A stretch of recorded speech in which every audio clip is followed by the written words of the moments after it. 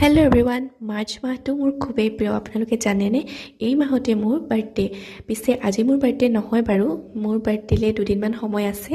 কোনদিনা হয় সেইটো নজনাওঁ, কিন্তু আজি মোৰ মামাৰ ছোৱালী ক্ৰিষ্টিনা মানে কুমকুমৰ বাৰ্থডে আছিলে। তাইৰ আজি 12 বছৰ হ'ল আৰু আজি দুপৰীয়া তাহাঁতৰ ঘৰলৈকে গ'লোঁ। এয়া আমি বাৰ্থডেত কেক চেক কাটি আছোঁ। সকলোবিলাক যেতিয়া লগ হয় খুবেই বেছি ভাল লাগে। এয়া মামা আৰু মামী, প্ৰথমতে তেওঁলোকক খুৱাই দিছে তাই। তাৰপিছত ঘৰৰ চবকে অকণমান খুৱাই দিছে, গালতো লগাইছে। এনেকৈ ফূৰ্তি ফাৰ্তা কৰিলোঁ আৰু তাইক সকলোৱে আশীৰ্বাদ কৰিব, তাইৰ যাতে আহিবলগীয়া দিনবোৰ ভালে ভালে যায়, চবফালে ভাল হওক।